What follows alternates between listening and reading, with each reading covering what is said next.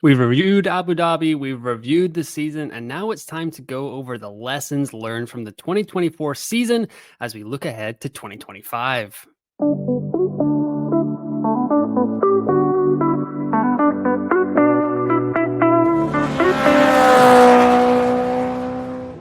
What is up, everyone? Welcome to another episode of F1 Fantasy Pole Position. It is Friday, December 20th. My name is Ewan. On today's episode, we're going to go over the lessons learned that you, the viewer, the commenter, the follower, learned from 2024. Just a little like fan survey, see what everyone's kind of thinking heading into the 2025 season. A little bit of housekeeping off the top is I am going to go over the F1 fantasy community survey results either this weekend or early next week, and then that will be the last episode of 2024. I will leave you alone for the rest of the holiday season. I will be back in January. So this episode and then one more, and then that's it for the year, the calendar year. All done. I promise I will stop bugging you about F1 Fantasy. The FanAmp guys actually already did their review of it over on the Fantasy Formula show on the FanAmp channel. So great job by Adam, Rob, and Terry over there. So go check that out as well. But hopefully you check out mine next week as well for my little spin on the community survey. But pretty much today's episode is the lessons learned episode. I sent out a call to action, a send me your thoughts, a what did you learn in 2024? And you guys were great. You responded pretty decently. Yeah, there was more responses than I thought I was going to get for post F1 fantasy season. So great job by y'all. Thank you for anyone that commented or hit me up in the F1 Fantasy Tools Discord. So thanks to F1 Fantasy Tools for also letting me use their Discord as kind of a sounding board for those ideas. So we should just get started, jump right in here. And yeah, you guessed it. The number one lesson was budget, budget, budget. Adam from the previously mentioned Fantasy Formula on the FanAmp channel. The price change algorithm has really changed the game for me. Now we know which assets to run earlier in the year for solid points floor and the highest price gain.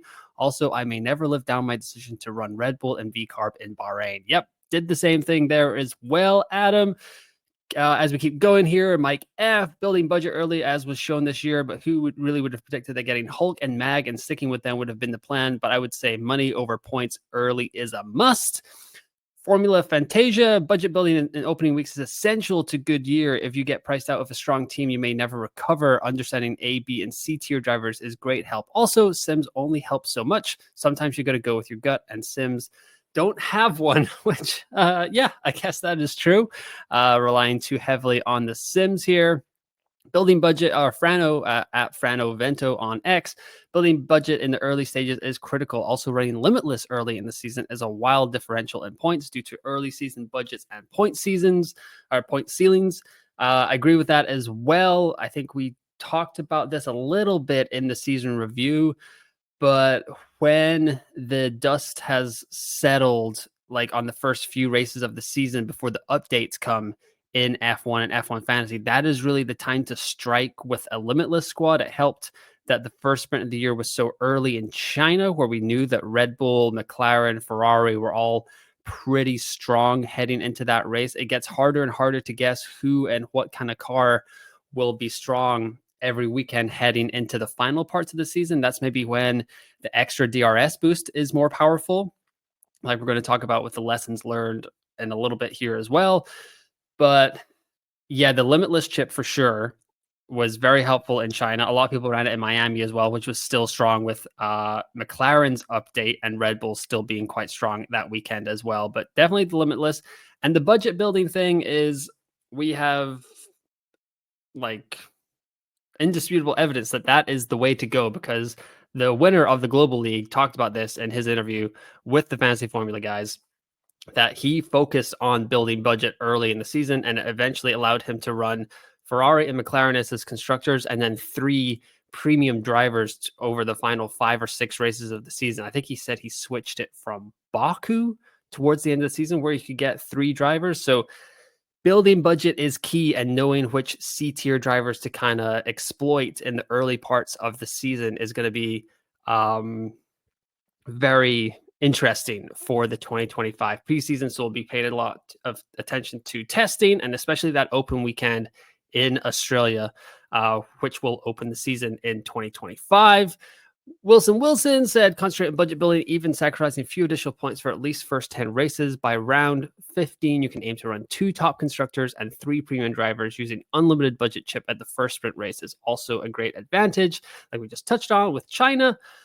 And then over in the F1 Fantasy Discord, we had some people saying, yeah, it was the season that we learned how the budget system updates or works exactly, and that in 2025, we expect teams to still be close. So budget actually is very important, needs to be prioritized early on, unlike what was needed in 2023, which if you didn't play the game in 2023, the system was the first year that F1 actually took over the game. And unfortunately, they got it wrong with the pricing because they had Aston Martin all the way down as like a C tier asset, and Aston Martin was pretty much the second or third strongest car on the grid towards the beginning of 2023. Eventually tapered off, and we all switched over to McLaren, which went a little bit better for some of us towards the end of the year. But this is what Adam was talking about as well. We were kind of thinking that VCARB would be that option in 2024. And it did not work out that way. It was build the constructors, just get those B tier assets. They were still going up in price, like a significant amount, like 0.31 if they had or 1 million if they had a really good weekend. So yeah, we'll definitely need to think about that. I'm not betting on any surprise like C tier cars coming in for the 2025 season and really improving. That will be kind of a shock to the system. I still think we're going to have a pretty dominant top 4, and that's where most of us will be going with our constructors. And then Brian O'Fish says, I neglected budgets / overemphasized points early in the season. I had avoidance biases and favorites that probably were detrimental. Like I made up my mind early on to avoid Alpine, then missed them waking up. Yeah, I think I talked about this in the season review as well, that the Alpine surge towards the end of the season, I think a lot of us had been a little bit burned by Pierre Gasly a couple of times. We didn't want to trust it. And then he did have the DNF in Vegas, but Qatar and Abu Dhabi, Gasly was strong. He is a driver that is on my watch list for the 2025 preseason. I'm hoping he comes in as like a C tier asset, like under 10 million. He'll definitely be in my initial drafts for F1 Fantasy. And all this budget building, I'm reusing this from my season review, but F1 actually put out the dream team here. And they said that if you started with this team, this is where it would have ended up in the season. And Rain Fantasy talked about how it probably would have scored about 4,900 points.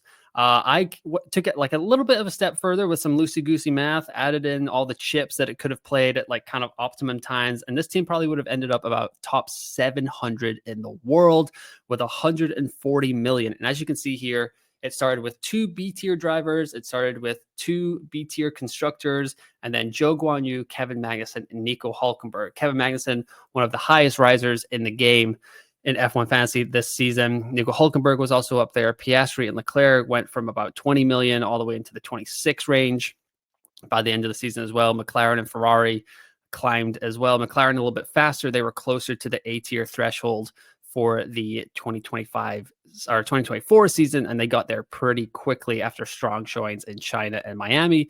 And Zhou Guanyu, while he did struggle for the first, I would say 2/3 of the season, so like the first 16 races, he did come good at the end with multiple price rises, kind of shooting up the ranks, passing Valtteri Bottas, Alexander Albon, and eventually Franco Colapinto kind of was in that range as well. But yeah, Zhou Guanyu did end up turning up good. He will not be on the grid for 2025, so we will have to look for another Sauber driver to kind of fill in the Zhou Guanyu shoes for the 2025 season. This is also illustrated by my team 1 versus my team 3. So the T1 squad finished top 7,700 in the world. I think it's so 7692 is where I finished in the world, but my T3 squad was 911th. And as you can see, I went with 2 different builds for the T1 squad.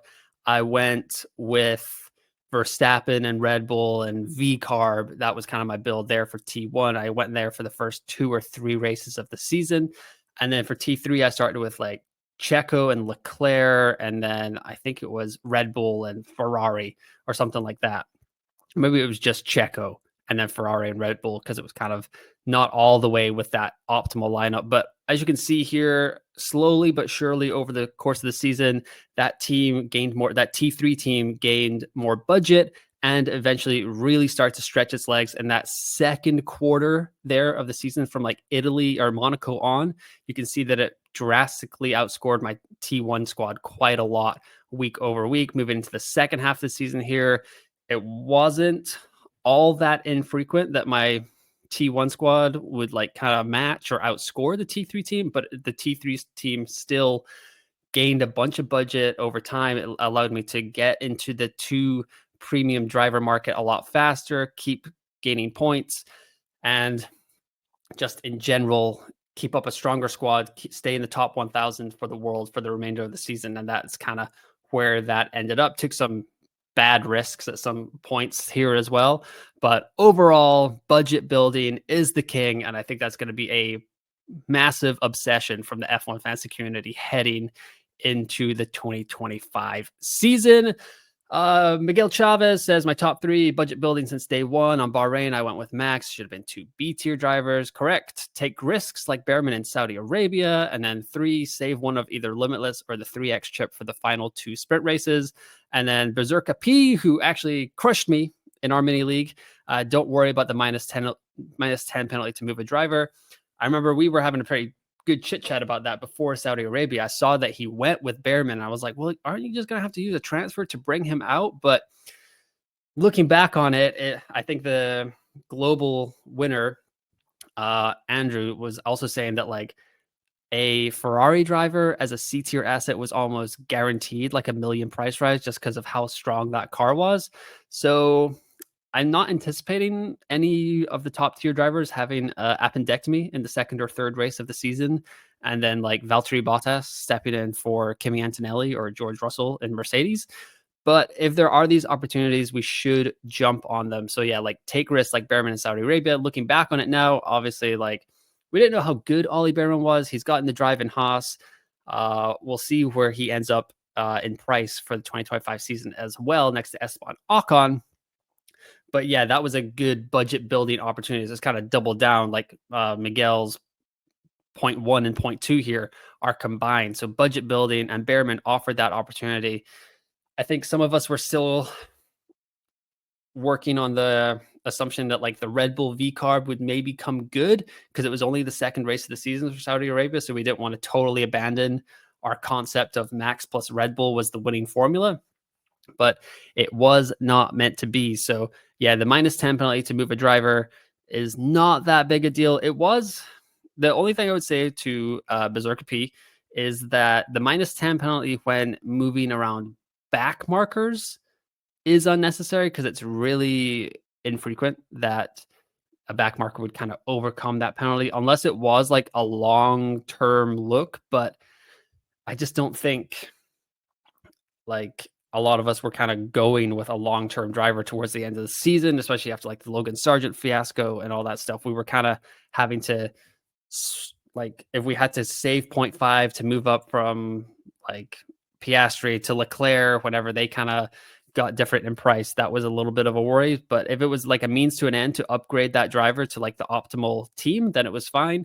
But just kind of like switching around, guessing the back markers between like an Albon to a Colapinto, that kind of stuff, it doesn't always pan out. So that's where I would be a little bit wary on the minus 10 penalty. But overall, in general, if you were flipping from like Ferrari looked super strong coming into the weekend and getting out of McLaren assets for a negative 10, that did work out quite a bit, like without any DNF penalties coming into it. Chip reviews here, like I was kind of talking about, using them at the optimal time was key. I didn't do a good job of really anything outside of the Limitless and the 3X DRS boost this year. Like the no negative wasn't all that good. It was for my T3 squad in Monaco because I had Haas assets there as well. That saved me quite a bunch of money, but the autopilot was okay. The final fix, I really messed that up this year. So I'll have to look at that over the next month. And then the wild card, I didn't even use that on my T3 squad, but in the Netherlands, I moved over to the triple Ferrari or the triple McLaren there for Zandvoort, and that worked out okay, but just not a ton of points. But the chip usage is definitely something that is a lesson learned for me. Limitless early in the season, and then holding that extra DRS boost. I think going into Coda, there was like a thought that McLaren were just going to dominate, and it ended up being a Ferrari weekend. So that's something we need to think about as well. And I think a couple of you that we're going to get to here were also mentioning that. Iron Chef BBQ, past seasons, I was in the 300s globally, but finished 17th this season, trusting my gut more and being more risky. It's good to know drivers and constructors' strengths and weaknesses and apply that knowledge to each race weekend. I also say to treat riders' stats team as the baseline of what everyone else will do, then tweak it to try and gain advantage on others. A lot of people kind of like that. And yeah, there were a lot of points this season where Ferrari looking strong in Coda, we didn't really believe it. We could have jumped on them there. Mercedes looking fantastic in Vegas. A lot of us didn't believe it there either. There were big swings and opportunities in the final kind of few races where a lot of us were thinking like, it's very templatey. There's not a lot of opportunities to move. There were a lot of opportunities to kind of move around here.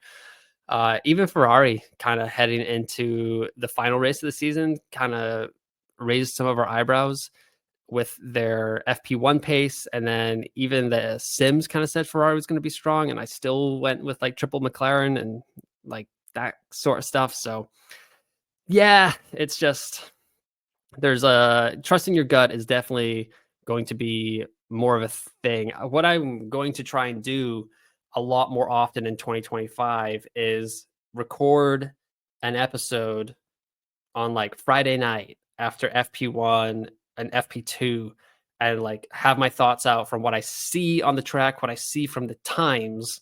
And then overnight, when the sims come out on practice debrief from Writer Sims, I'm going to really try, and then I'm going to go back and listen to that episode that I'd recorded on the Friday night from free practice to try and refresh my memory. Because I feel like for me, I was really swayed by the Sims quite a lot. And usually it works out. Like it's a really good tool and it works out very well in F1 Fantasy. But there were a couple times where I noticed I'd like be watching the race and be like, I feel like I had a gut feeling that this was gonna happen or be like somewhat in that range. And yeah, just kind of, it's tough to go against the Sims. It's tough to go against like FPL Review and Fantasy Premier League and stuff like that. Like when the data is telling you something that you're not really seeing, it is like, am I wrong? Are they wrong? And it's just a little bit tough. So that's something that I need to work on as well. And as you can see here, Iron Chef Barbecue said that he started trusting his gut a lot more, and he had one of his best seasons in F1's fantasy. So great job by him. Rithvik says Sims are good to help form decisions, but nothing beats driver confidence on a race weekend. Example, Russell in Vegas. Yep. Even Pop Pan Man, Tom on YouTube, was talking about in his Vegas preview episode. He was talking about how Russell said in an interview that he loves Vegas, that it's like one of his favorite tracks to drive around.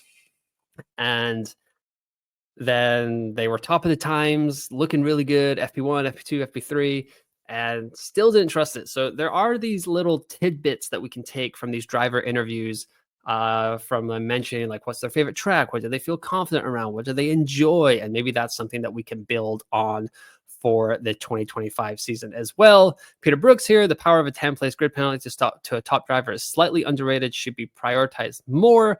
And then 2, they need to switch the mindset of who is faster to who is going to score more points based on the scoring system. With regards to the back 6 teams, he finished in the top 1,500 in the world.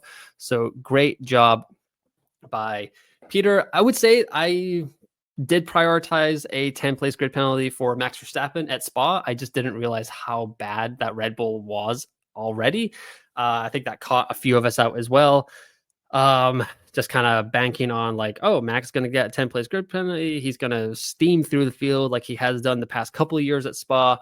But I think that was really the moment where it's like, oh, Red Bull's like in trouble. Like they are not really kind of blasting through the field here like they usually do. So that was a little bit of an omen for the remainder of the season for Red Bull. But yeah, in general, 10-place grid penalty, like Charles Leclerc, last race of the season, I had him in my team. I didn't 2x him, even though I knew he was going to get a grid penalty. The start was phenomenal. interesting to kind of think about if he hadn't had that incredible first lap. I wonder where he would have ended up in the race. Just maybe having to push a little bit more, would have had to do it like a 2-stop, that kind of thing. But that is something that we need to learn as well. And yeah, the switch, it's a flaw in the game that we're cheering for our Sauber drivers to finish P19 and P20 in qualifying, so we know that they might gain some DNFs up the field on Sunday for the race, but that is what it is. So yeah, looking at it in general is like, Williams look really strong, but do they have the race pace when there's like a Ferrari behind them or a McLaren behind them? Like, that is something that we need to consider as well. I think a lot of us got better throughout the season going with that kind of mindset. But I know at the beginning of the year, I was a little bit more like, oh, these guys look strong, let's go with them. And that just didn't kind of turn out on Sunday all that often. F1 Fantasy Fuel says, my number one lesson learned is to not be afraid to make knee-jerk reactions. It's good to get ahead. Things like going triple Ferrari in Spain after a disaster class in Canada, or leaving Williams assets on my team after a string of DNS have cost me many points this season. I like this one because on the F1 Fantasy Tools Elite data, if you go to their chip usage report, you can see that a lot of managers figured out quickly that constructors were the way to go, and a lot of them activated their wild card in that second race of the season that they flipped in Saudi Arabia from like the Max Verstappen build to a double constructor with like a Sergio Perez or a Charles Leclerc. So that is something else. I think the wild card is a chip where you can play that as early as you want. Like, if the first race of the season, we all go with McLaren, Ferrari, because they have looked so strong down the back stretch of this season. And then coming out the gate, it's like Red Bull have put together, Mercedes are back. Like, activate that wild card, get the changes to your team, get the two strongest constructors in as soon as possible, and kind of go from there. I'm not sure if Australia to the second race of the season, I don't know the calendar off the top of my head yet, but yeah, we'll see how that goes. So definitely the wild card, making a knee-jerk reaction there when you figured out that you've kind of gotten it all wrong. It is tough, though, to kind of invest in a team after they have a terrible weekend. I know I was put off Haas for a while after I went double Haas in Monaco. That really stung me for a while there. And then the Williams assets for DNS, I think a few of us were actually just stuck in that price bracket, going with Albon, Zhou Guanyu, Valtteri Bottas, Frank Colapinto towards the end of the season. So that is what it is. But yeah, definitely, like, if you think you've gotten it wrong, don't be afraid to activate that wild card, make some quick changes to the squad, and get out of Dodge. W.II here is a little bit small, but he was kind of talking about how his strategy differentiates from, he wasn't really playing the global game. He was more just playing against his mini league and not being so attached to the community or like the general like group think of the F1 fantasy community did let him kind of play the game a little bit more freely and not be as like entrenched in like the template and stuff like that. He said he kind of went up, couldn't close the gap in his mini league. So unfortunate for you there, but I appreciate the response. And yeah, it's just something to remember that like, it is great to have a global rank, but if you want those mini league, right, if you want those bragging rights, like, you got to play against who your opponent is and stuff like that. And that's going to be something that hopefully the game fixes for 2025. They were talking about that in the community survey results. But yeah, in general, he says here, after summer break, when I started to follow my gut and go forward with what I wanted to do with my team and not what I thought was the correct setup, I started seeing much more success and being able to bring a 300-point gap down to 90. Unfortunately, didn't close it. I still peeked in here for perspective that other users had to see if I missed anything, but ultimately I built the teams I wanted and it helped me gain points. So that's just something to remember as well. If you are not one of these people that are like about their overall rank, you're more about the mini leagues, like, you got to play the team that's in front of you, not like the rest. Like, don't worry about your global rank, just play the team that you are playing against in your mini league. So think about that as well for 2025 if that's more of your objective here. Bearded Beast said, for me, the lesson I learned to be more chill and not act based on emotions. After a great start, I got lucky in multiple races. This led to me starting to chase points. If I would have made decisions more based on data rather than frustration, I'm quite sure I would have finished higher. This kind of goes against F1 Fantasy Fuel's point that like knee-jerk reactions are okay. But yeah, I think I didn't go with Haas for a while. I didn't get on the Alpine train down the final stretch of the season just because it'd been like they'd been so bad for so long. I was like, well, Brazil was just like a one-off like rainstorm, but then Vegas they were strong, Qatar they were strong, Abu Dhabi they were strong. I mean, Pierre Gasly was strong. Esteban Ocon did not really get the updates on the stretch, and that clearly affected his performance, but Gasly was flying towards the end of the 2024 season. But yeah, these kind of preconceived notions, like we gotta kind of also just see the data, look at what has changed. Like if we know, like it was pretty well advertised that Alpine brought a new front wing, and they like it seemed to definitely improve Pierre Gasly's car quite a bit. I mean, I'm not entirely sure if it's a top 5 car like it was consistently towards the end of the season, but we'll see heading into 2025 there. But yeah, if there are these notable changes, we got to kind of reassess and see where we're at with that team. Just because they've been terrible all season doesn't mean that an update hasn't fixed something quite drastically. I think that's what happened with Haas as well. Like they were so bad in 2022, 2023 that a lot of us, I mean, even the team principal was coming out in the preseason testing, be like, we expect to be 10th. We will probably be lapped every single race. Very, very slow. And then they just came out of the gates flying. I think that caught a lot of us by surprise. And that's why we didn't end up going with like the K-Mag and Nico Hulkenberg build. However, they did put up the most laps in preseason testing last year. So they had reliability. So maybe that's something to watch. Maybe if like we got a V-Carb or a Sauber putting up the most laps in preseason testing, maybe that's something that we can build on in F1 Fantasy to kind of let us know where our lineup should be heading into the first race of the season. Rain Fantasy coming in here saying no matter how hard you try, how many calculations you attempt, how many scenarios you try to predict, the C-tier constructors are never worth it. So I put this together here. Constructors are greater than drivers. This is from the team in Qatar. So as you can see here, McLaren, Ferrari, Norris, Piastri, and the 3 back markers, which would be Bottas, Zhou Guanyu, and Franco Colapinto here. 127.9 million budget. You score 146 points for the constructors, 62 points for the drivers, 208 total compared to 176 for Ferrari, Haas, Piastri, Leclerc, Sainz, and then Bottas and Colapinto, which would have been 127.8 million. 84 points for the constructors, 92 from the drivers.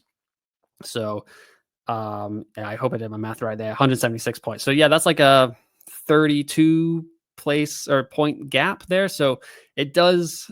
There were a couple of moments down the final 2 races where I was like, I can get Haas in here, get triple premium drivers. Like surely something will work out. I never went there, and as you can see, like this is more of a typical weekend. However, once in a blue moon, it kind of worked out because Piastri went all the way tumbling down in the final race of the season. And that team on the left would have scored 167 points. And then the Ferrari, Haas, Piastri, Leclerc, Sainz team would have scored 168. So there are once in a blue moon occurrences, but in general, constructors, over drivers, drill this in to your brains for the end of 2024 and heading into 2025. And Victor says, no matter how good your research and team selection is, the FII stewards will still wreak havoc on your results. This is probably in reference to Lando Norris in Qatar, where McLaren looked so strong, and then they got a 10-second stop and go penalty for not slowing down under double yellow flags, which is a penalty. Lando admitted it. It was a penalty. He wasn't like just screwed or whatever. It's incredible that Max Verstappen brought it to the steward's attention compared to anybody else. But yeah, sometimes you got to remember that in this game, there are things that we cannot control as F1 fantasy managers, and just gotta live with it a little bit. DNFs, penalties, all that stuff. So don't worry too much there. But I just want to thank everyone for all the responses to the lessons learned prompt that I put out there. I think it's something to really think about heading into 2025. I'm definitely going to remember to watch this before kind of like locking in lineups or building any preseason content for the 2025 season. But like I said, I've got one more episode reviewing the F1 Fantasy Community Survey results. I'll probably record that over the weekend and post that Monday before Christmas. But hopefully you guys all have a great holiday season. Take some time out, chill out. There is some news going around in F1, obviously with Checo Perez leaving. I'll probably cover that a little bit more in the survey results, as it has already happened over the last couple of days. So there's nothing super urgent. And like, yeah, we still need to see those guys get in the car. But I really appreciate all the support this season. Hopefully the lessons learned episode was helpful for you to kind of review and look at what the rest of the community was thinking for the 2024 season heading into 2025, what we can learn. Like and subscribe to the YouTube channel throughout the winter break. Any support is greatly appreciated. I am still kind of figuring out the layouts and stuff for 2025, but I'm starting to get pretty excited about what the channel can produce for next season. But like I said, happy holidays, have a great winter break, enjoy some time with the fam or just off of work or whatever you guys are getting up to. Let me know in the comments below. But once again, thanks for listening. Thanks for watching, and I will talk to you next.